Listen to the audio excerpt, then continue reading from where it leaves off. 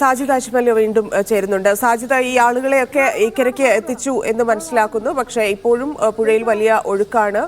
എന്താണ് അവിടെ ഇപ്പോൾ സംഭവിക്കുന്നത്?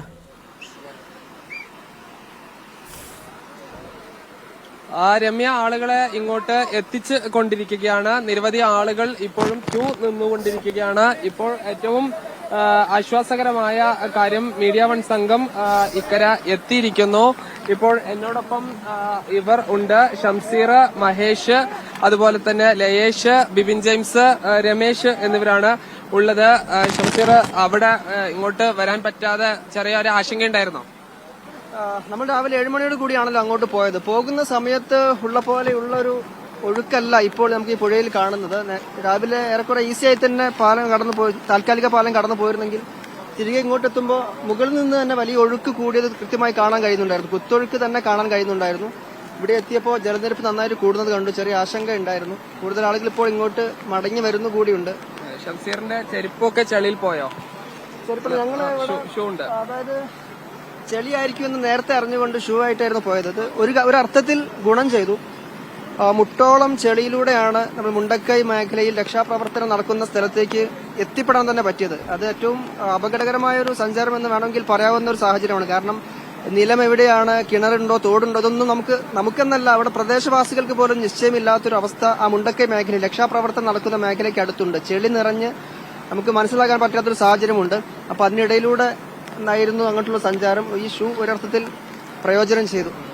മഹേഷ്, ഈ കുറച്ചു സമയം അക്കരെ നിന്നു. നമ്മൾ അക്കരയും ഇക്കരയും ഇങ്ങനെ കണ്ടുകൊണ്ട് നിൽക്കേണ്ട ഒരു സാഹചര്യം വന്നു. ഇത് വലിയൊരു ദുരന്തം നടന്ന സ്ഥലം കൂടിയാണ്. ഒരു ചെറിയ ആശങ്ക ഉണ്ടായിരുന്നോ? ഇല്ല, ഇങ്ങോട്ടേക്ക് വരാൻ പറ്റാത്തതിലുള്ള ആശങ്കയില്ല. പക്ഷേ അവിടെ കുടുങ്ങിക്കിടക്കുന്ന ആളുകള്, അവിടെയുള്ള ആളുകൾക്ക് കൃത്യമായി ഭക്ഷണം, ഇപ്പം രക്ഷാപ്രവർത്തകരായിട്ട് തന്നെ അവിടെ ചുരുങ്ങിയത് ഒരു 250-ലധികം അല്ലെ ഷംസീർ, 250-ലധികം വരുന്ന ആളുകൾ ഇപ്പോൾ അവിടെയുണ്ട്. അപ്പൊ അവര് ചെയ്യുന്ന പ്രവർത്തനങ്ങൾ കാണുമ്പം നമ്മൾ സല്യൂട്ട് ചെയ്യണം. കാരണം സ്വന്തം ജീവൻ പണയം വെച്ചാണ് അവര്.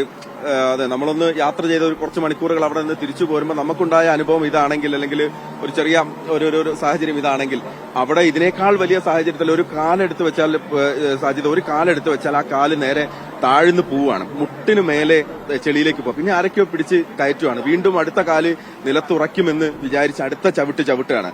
അതിലും കാല് പോവുകയാണ്. അപ്പം ഒരു വിശ്വാസത്തിന്റെ പുറത്ത് മാത്രമാണ് അവിടെ എന്താണ് സംഭവിച്ചതെന്ന് അറിയാതെ. ഒരു വീടിന്റെ വെന്റിലേറ്റർ കാണുമ്പോൾ അത് പൊട്ടിക്കാൻ വേണ്ടി ഹാമറോ കയ്യിലുള്ളത് എന്തെങ്കിലും വെച്ച് പൊട്ടിച്ച് അതിനകത്ത് ആരെങ്കിലും ഒരു ജീവന്റെ തുടിപ്പുണ്ടോ എന്നിങ്ങനെ പരതുകയാണ് അവിടെയുള്ള ആളുകൾ. അപ്പം ആ ആളുകൾക്ക് കരുത്ത് പകരുക എന്നുള്ളത് നമ്മളെ സംബന്ധിച്ച് ഒരു ചെറിയ ഒരു ഇപ്പുറത്തും അപ്പുറത്തായി നിന്നും ഒഴുക്ക് അല്ലെ ഷംസീർ, കുറച്ച് കാര്യമായി തന്നെ ഒഴുക്ക് കൂടി. അത് ആശങ്ക ഏറ്റുന്നതാണ്.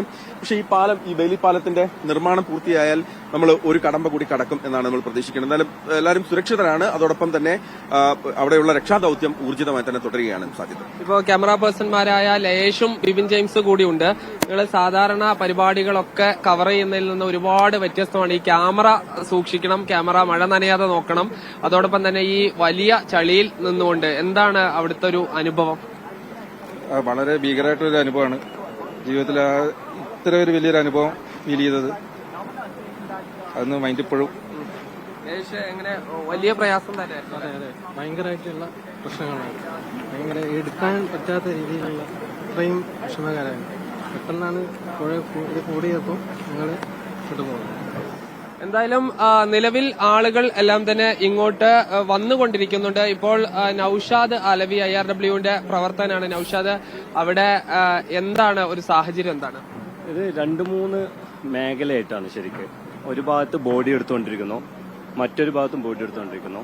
അതിന്റെ ഇപ്പുറത്താണ് ഞങ്ങൾ ഉണ്ടായിരുന്നത്. ഏറ്റവും ടോപ്പിൽ ഒരു 1/2 കിലോമീറ്റർ വ്യത്യാസമുള്ളൂ. അവിടെ നിന്ന് ഒരു 19 പേരെയാണ് നമ്മൾ രക്ഷപ്പെടുത്തിയത്. എന്ന് വെച്ച് കഴിഞ്ഞാൽ 2 സെന്ററിലൂടെ പുഴ ഒഴുകുക, പാലം പൊട്ടിയിരിക്കുകയാണ്. അപ്പുറത്ത് ഇന്നലെ അവര് അവിടെ നിന്ന് ചോദിച്ചിരുന്നു, പക്ഷെ അവിടെ നിന്ന് രക്ഷാപ്രവർത്തനം ഒന്നും പറ്റിയിരുന്നില്ല. ഇന്ന് നമ്മൾ ഫുൾ സാമഗ്രികളായിട്ട് പോയി. അതിനുശേഷം മിലിറ്ററിയും എല്ലാവരും ഉണ്ടായിരുന്നു. നമുക്ക് അവിടെ മറ്റേ പാലം കെട്ടാനും അങ്ങോട്ട് പോകാനും ഫുള്ള് ഒരു കാല് വെച്ച് കഴിഞ്ഞാൽ ഫുള്ള് നന്നായി താഴുന്ന ഒരു അവസ്ഥയാണ്. അപ്പൊ അതിൽ നിന്ന് നമ്മൾ ഫുള്ള് കയറൊക്കെ കെട്ടി 19 പേരെയാണ് നമ്മൾ രക്ഷപ്പെടുത്തിയത്. അതിൽ 3 കുട്ടികളെ. വീട് പൂർണ്ണമായിട്ട് പോയ ആളുകളാണ്? എങ്ങനത്തെ ആളുകളാണ്? അല്ല, വീട് പോയിട്ടില്ല. വീട് അവിടെ തന്നെയുണ്ട്. വീട് പോയിട്ടില്ല. അവർക്ക് അവിടെ ക്വാർട്ടേഴ്സും മറ്റുള്ള ഇതാണ് ഉള്ളത്. അവിടെ മറ്റേ എന്താ പറയാ, ടൂറിസ്റ്റ് പോലെയുള്ള സ്ഥലമാണ്.